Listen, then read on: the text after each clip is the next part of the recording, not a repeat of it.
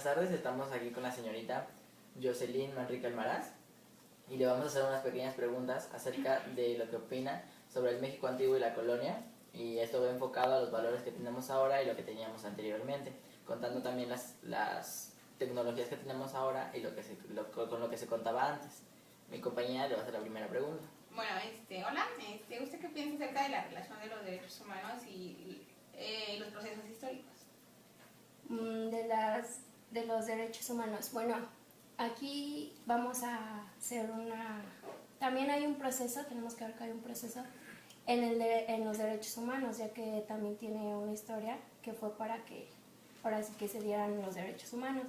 Eso me parece que fue por la revolución burguesa, cuando apenas ahora sí que empezaban a proclamar los derechos humanos, y ya fue en el 10 de diciembre me parece que la ONU ya declaró como en sí los derechos humanos, que son con 30 artículos.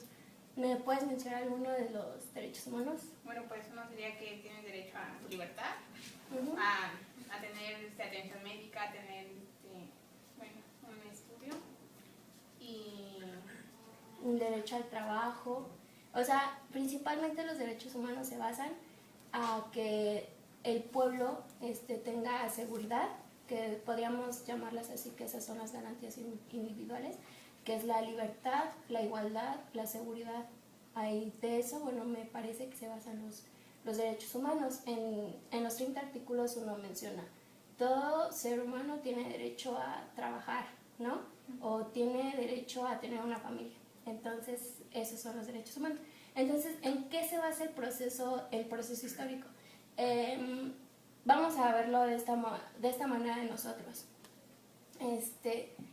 Cuando nosotros hablamos primero de los derechos humanos fue cuando hicimos la Constitución de 1857, me parece, si no me equivoco. 1857, 50 y algo así, ya se me olvidó. Pero en esa fecha, bueno, fue el 5 de febrero que hicieron la primera Constitución. Entonces, en esa Constitución ya nos habla sobre los derechos humanos. En esa Constitución hablamos sobre la libertad, la igualdad de las personas, y ya fue hasta el 5 de febrero de 1917 cuando ya a base de la Constitución anterior viene esta nueva Constitución de 1917, y ya la fuimos modificando, se podría así decir. Ahí los primeros artículos más importantes fue el artículo 3, que es de la educación, el derecho a la educación, el 123, que es el derecho de los trabajadores. Ahí fue cuando México puso me parece que ya teníamos que trabajar 8 horas diarias y con un día de descanso, y ya teníamos así como que más seguridad. Y eso fue cuando, yo digo que todo este proceso histórico fue llevando varias etapas, porque la misma pregunta te dice proceso. Fuimos con varias etapas para poder tener una principalmente igualdad y libertad. Bueno, que esa sería mi pregunta. Gracias.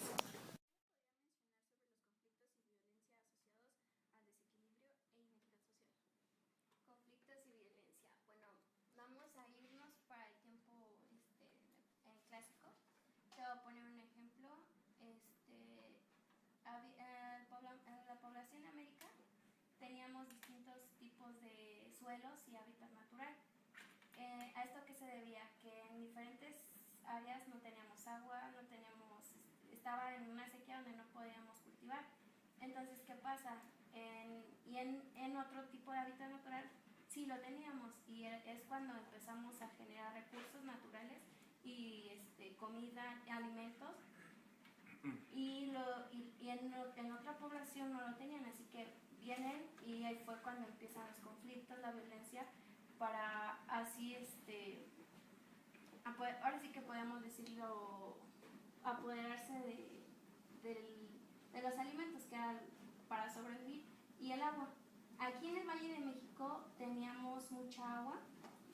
Fue cuando en el tiempo clásico se vino una de las grandes culturas, que fue la maya, y Teotihuacana. Sí, esas grandes culturas fue cuando empezaron los avances matemáticos, los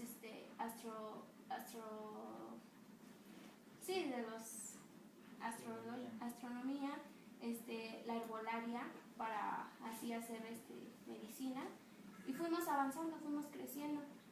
¿Qué pasa cuando llegan los españoles? También ahí se da una gran violencia y conflictos, ya que a nosotros, en la clase más baja, ya cuando estamos en el tiempo de la conquista, los indios, los negros, si lo podemos hacer decir, de África, sí éramos de la clase más baja, y solamente los españoles, los reyes, gobernaban y eran reyes en los puestos más altos, que también eran sacerdotes.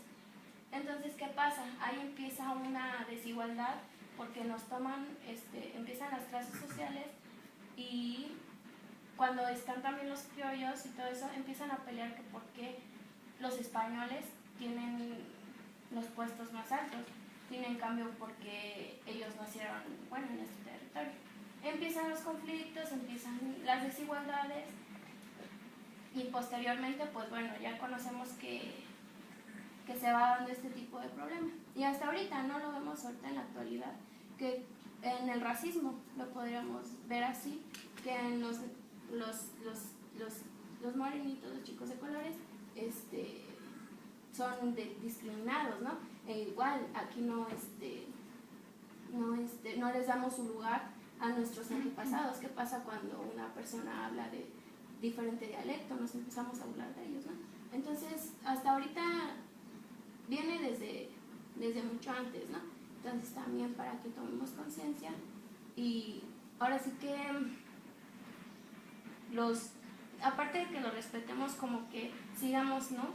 Sigamos protegiendo, ya que protegiendo su cultura, pues ya que ella no se va deteriorando, ¿no? Ya no hay mucha población con este tipo de dialecto de nuestros antepasados. Ok, gracias.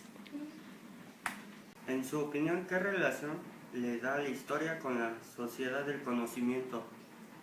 El conocimiento. Bueno, vamos a ponerlo en una escala donde vamos a ver las diferencias de la educación que teníamos anteriormente a la educación que tenemos ahora. No solo en la educación, sino también en los avances tecnológicos que tenemos hasta el día de hoy. Vamos a poner un ejemplo de los mexicas. Los mexicas desde ese entonces ya acudían a las escuelas, pero ¿qué pasaba? Solamente los niños podían estudiar, ya que igual no tiene mucho que pasó esto contra no es contra las mujeres, simplemente que ¿cuál es la idea? Que las mujeres solamente están para el hogar, para cuidar a los niños, y no nos dejaban desarrollarnos como tal, ¿no? Entonces, ¿qué pasaba anteriormente? Que solamente a los niños se les mandaba a la escuela, y te estoy hablando desde el tiempo de los mexicas, pero no eran escuelas donde acudían. Ahí ya separábamos las clases sociales, los del más alto hasta los más hasta los más bajos acudían a diferentes escuelas, y esto pues por ejemplo, los varones sembraban, pescaban o se dedicaban a los oficios que tenían en sus hogares. En cambio, las mujeres solamente cosían al hogar y bailar. Y esto va con la sociedad del conocimiento. Yo así lo veo. ¿Qué más? También actividades que hoy en día tenemos, diferentes a las anteriores, y cómo fuimos creciendo. Antes, cómo mandábamos un mensaje, por ejemplo, no podíamos mandar un mensaje de aquí del DF hasta Baja California. ¿Cómo lo harías? Si no teníamos la tecnología adecuada, ¿no? Entonces, pues ahí van, pues ahora sí que viajando a pie. Entonces, Yo digo que es el desarrollo que nosotros tenemos como historia hasta ahorita la actualidad, que es el conocimiento de la sociedad que tenemos. Muchas gracias. Así terminamos con la entrevista. Muchas gracias y pues sería todo. Sí. Bueno, yo también quiero agradecerles por tomarme en cuenta. Creo que mucho o poco les estoy compartiendo el conocimiento que yo tengo acerca de la historia. Los invito a que también de igual manera se den un tiempo para poder leer, no sé, un libro en internet ahorita que tenemos esa posibilidad, de acercarse más, ¿no? De conocer lo que nos antepasados hicieron por nosotros ahorita en la actualidad. ¿Sí? Gracias a ustedes. ¿Qué me podría decir acerca de la redistribución de los recursos y los riesgos? Bueno, mira, de los recursos, los que más contaban con recursos eran los españoles porque tenían todo tipo de suelo y les favorecía demasiado.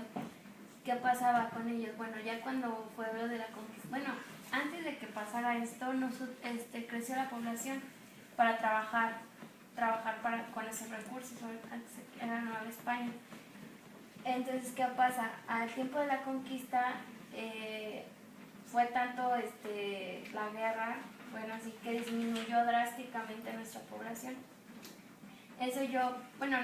Para mí eso sería una de las consecuencias que tuvo esto. ¿Me podrías repetir de nuevo tu pregunta para poder agregar un poquito más de información? Pues sí, te preguntaba que sobre la y redistribución y los riesgos. Ah, ok. ¿Qué también podemos complementar? Las enfermedades que eso también fue un riesgo cuando nosotros no teníamos las enfermedades eran para nosotros desconocidas totalmente. Nosotros solamente teníamos como medicina plantas, herbolaria, con la que nosotros solamente contábamos con eso. Posteriormente llegaron estas enfermedades, como no teníamos este control, esta tecnología, estas medicinas que hoy en día tenemos, hubo demasiados muertos. Igual con la peste negra y todo eso, como eran desconocidas para nosotros, pues pasó a disminuir nuestra población. Tengo entendido que junto con esto algunos de los riesgos fue lo de la viruela, que fue una de las enfermedades que más mató a la población. ¿Qué nos puede decir sobre eso? Sí, como te comentaba ahorita anteriormente, eran enfermedades que nosotros no conocíamos, que llegaron de repente. Inclusive, ¿cómo podríamos decirlo? Se fue expandiendo esa enfermedad y pues no teníamos y fueron muriendo. Eso fue, yo digo, que uno de los riesgos más importantes que vinieron al transcurso de cambiar la retribución de recursos. O sea, igual vinieron como íbamos intercambiando cultura, todo eso. Los españoles nos vinieron a poner lo que es ahorita la religión. Las religiones también vinieron, la católica, inclusive viene de allá. Entonces, así fue como, yo para mí, mi punto de vista, eso fue uno de los riesgos. Al igual, ¿no? A la población le quitaron las creencias en sus dioses y las convirtieron en imágenes, por ejemplo.